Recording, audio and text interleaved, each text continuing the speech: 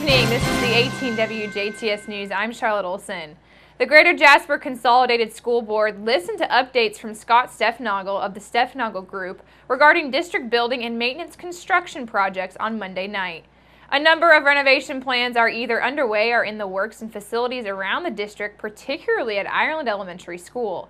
Greater Jasper Superintendent Dr. Tracy Lori elaborates on the request from the Steffnagel Group regarding the need at Ireland Elementary School. Our long-term planning for needs of the facilities continues as we look at trying to address some of the physical needs of our buildings. And as you'll recall, we have a 4-classroom expansion occurring at Ireland Elementary School because the building itself is over capacity. The next phase of that would be expanding the cafeteria space because it is well under its capacity. And so the request this evening was to present the board with potential expansion of that space and then get permission to hold a public hearing and determine whether that project would move forward. Our board was gracious to consider that and approved moving forward, and that public hearing will be held on Monday, November 28th. Lori noted that due to the $2.8 million, it would fall into a controlled project that is subject to petition and also remonstrance. So after a public hearing, the committee can petition the project. At that point, they could request the petition, however, if the public agrees with the project, and then after 30 days from the hearing, the district can move forward. Lori states that the project will not impact taxpayers any more than they are already being burdened. They are working to meet the needs within the budgetary constraints that they have set forth for the project, as these changes are needed for the structure. Lori also spoke on a net zero conference members of Steffnagel Group attended and how this applies to the cost-effective and energy efficiency actions that are potentially applied to the district. So there's been a lot of attention recently about the use of renewable energy sources, and one of those potential sources deals with using solar energy to offset the energy consumption that occurs from a school.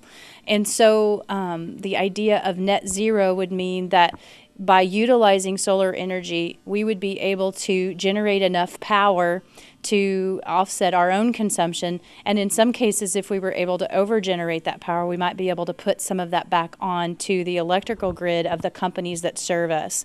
Lori says that currently they are in the planning phases for this potential initiative and that they are exploring what that may look like and its capacity. She says that cost saving to the district is beneficial and that they want to be energy efficient, but also see that this is an opportunity to save money and put that money back into the school system. The sponsors of the Dubois County Medication Collection say that the collection day held this past Saturday on October 22nd was very successful. TRICAP RSVP Director Becky Beckman says that approximately 350 residents brought in over 344 pounds of unused medication. Also, Dubois County Solid Waste District Director Carla Striegel-Winter, who oversaw the recycling effort, noted that over 94 pounds of packaging materials were recycled during the event. The medications were prepared for proper disposal by volunteers and staff of sponsoring organizations. Each properly disposed of item reduces contamination in our water system and also alleviates potential for accidental overdose or ingestion of outdated or incorrect medications. If a medication is kept away from kids, teenagers, or those susceptible to becoming prescription medication addicts. Sponsors for the event included the Jasper Post of the Indiana State Police, the Dubois County Sheriff's Department, the Ferdinand and Huntingburg Volunteer Fire Departments, also the Drug Enforcement Administration, the Dubois County Substance Abuse Council, TRICAP RSVP, the Arnold F. Hobbick Older American Center, and the Dubois County Solid Waste District. Organizers of the event would like to especially thank our local law enforcement officers from the Dubois County Sheriff's Department and also give a thank you to the Indiana State Police Post. They say that without their assistance and presence at the sites, the project could not have continued. Another collection day will be held next spring, but residents are also encouraged to utilize the Huntingburg Police Department's 24/7 lobby drop-off box, which is available to any Dubois County resident at any time. A November showing of Hoosiers has been added to the Astros calendar. Special screening of the iconic film will be held at the Historic Theater on Jasper's Downtown Square, happening on Saturday, November the 19th at 7 p.m. Doors will open at 6 p.m. and tickets are $6 per person and can be purchased in advance at thenextact.org or at itickets.com/events. The evening is being presented by All Star Sports in Ferdinand. 2016 marks the 30th anniversary of the legendary basketball film, which tells the improbable state championship run of the fictionary Hickory High School. Hoosier stars Gene Hackman, Barbara Hershey, and also Dennis Hopper, and is based upon the true story of the 1954 Indiana State Basketball Championship of Milan High School.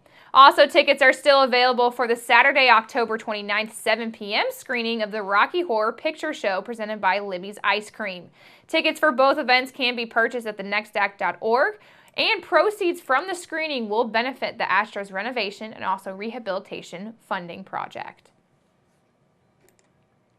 The DuBois Rural Electric Cooperative Operation Roundup recently awarded grants to various groups and organizations.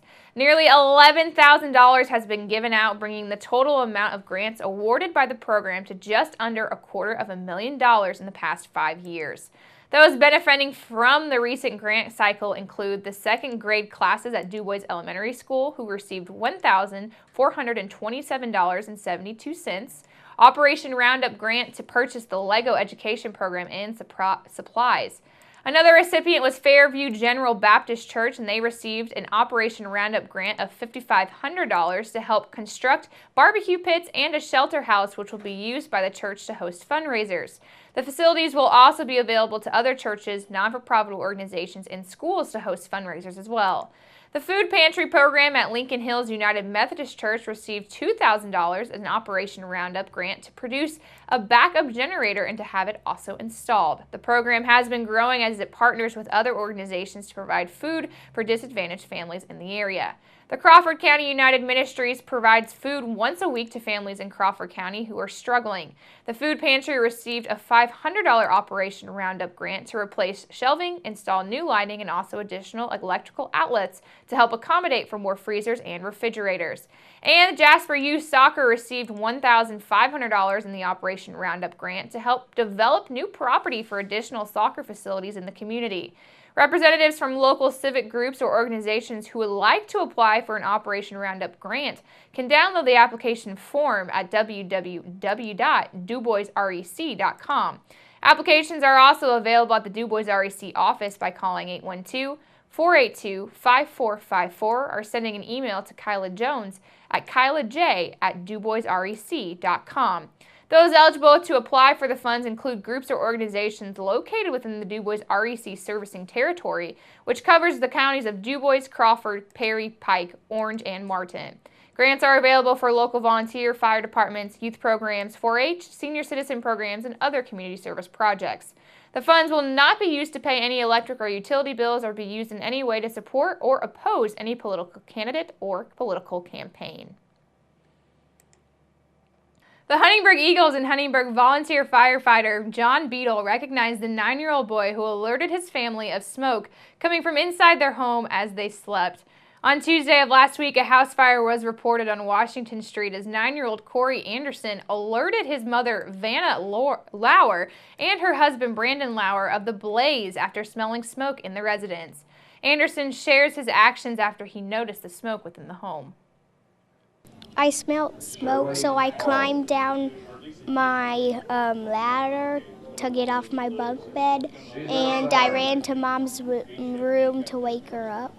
John Beadle told those on hand that he was proud of Corey as he showed quick action and bravery to save his family, who was asleep at the time that the fire broke out. Beadle also reminded everyone to please use cautionary measures to ensure that they have smoke detectors in their home. The Huntingburg Fire Department found that there was no smoke alarms in the house that was being rented by the family of Brandon Lauer. The property is owned by Frank Altmeyer of Huntingburg, and while the damages to the house were not severe, the house is not livable at the moment. Heather Taylor, Kim Stephen, Chelsea Hofe, and other members of the Huntingburg Eagles are in charge of the Kids Club and also take initiative on working hard to help their members in the time of need who have suffered a tragedy such as a house fire. Taylor elaborates on the organization's philanthropic efforts. The Fraternal Order of the Eagles, Area 3335, is actually an organization about people helping people. That is what we do. Us 3 women here, along with several others that couldn't make it today, are also in charge of the Kids Club. And what we do is scholarships, Christmas parties, back-to-school parties for the kids. But most of what we do is when people are in need or people do have a catastrophe happen to them, we are the ones that want to be there and help these families that are members here. It's what we do fundraisers for throughout the year. It's what we work so hard to do. Taylor noted that they are proud of Corey for his actions, and after hearing about the fire, brought necessities for the children and family to the house, such as clothing. Make sure to keep it right here, because up next, we'll take a look at your weather summary.